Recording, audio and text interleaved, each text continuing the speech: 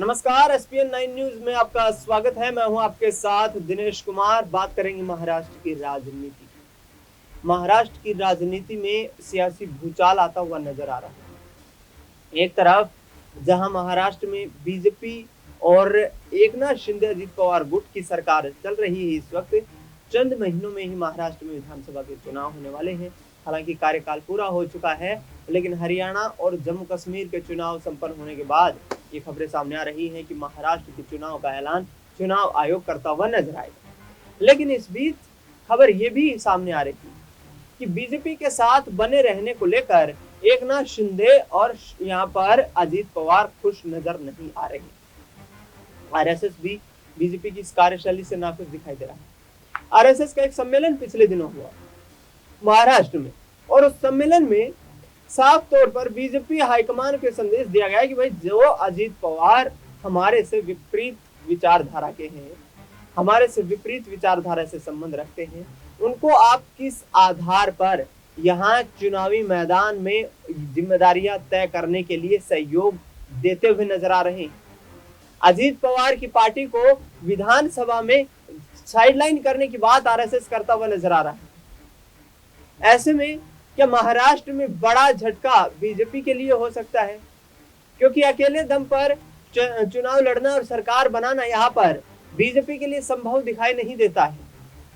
और दूसरी तरफ बात करें तो उद्धव ठाकरे की यहाँ पर शिवसेना की, उन्होंने साफ तौर पर यह संकेत दे दिए हैं कि एनसीपी शरद पवार गुट, इसके साथ साथ जो उद्धव ठाकरे का गुट है एकनाथ शिंदे के अलावा उद्धव ठाकरे की शिवसेना और कांग्रेस पार्टी मिलकर के मुख्यमंत्री के चेहरे का चुनाव करें, मुख्यमंत्री के चेहरे का चुनाव करके विधानसभा में यहाँ पर ताल ठोकती हुई नजर आए।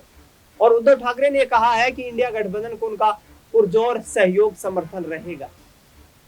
ऐसे में देखना ये होगा कि पिछले दिनों शिवाजी महाराज का जो एक स्टेचू था, जो मूर्ति महाराष्ट्र के सिंधुदुर्ग जिले में जो समुद्र के किनारे लगी हुई थी, तेज हवाओं के चलते वो जमींदोज हो गई और मराठा समुदाय इसे अपना अपमान बताने लगा। प्रधानमंत्री को माफी भी मांगनी पड़ गई। तो क्या अब मराठा समुदाय यहाँ से बीजेपी के खिलाफ चुनावी मैदान में उतरता हुआ नजर आएगा?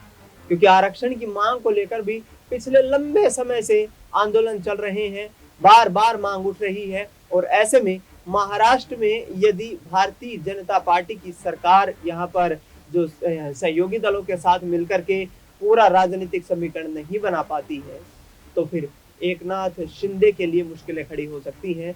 उद्धव ठाकरे, कांग्रेस पार्टी और शरद पवार महाराष्ट्र की राजनीति में बड़ा सियासी परिवर्तन कर सकते हैं। लोकसभा चुनाव में वे इसकी बानगी दिखा चुके हैं। 30 सीटों पर महाराष्ट्र में लोकसभा चुनाव के दौरान इंडिया अलायंस ने जीत दर्ज की। देखना ये होगा कि आखिरकार बीजेपी क्या अपने विपरीत विचारधारा वाले सहयोगी दलों को बाहर का रास्ता दिखाती है। फिलहाल इस खबर में इतना ही। देश दुनिया की तमाम बड़ी खबरों के लिए आप देखते रहिए SPN9 न्यूज।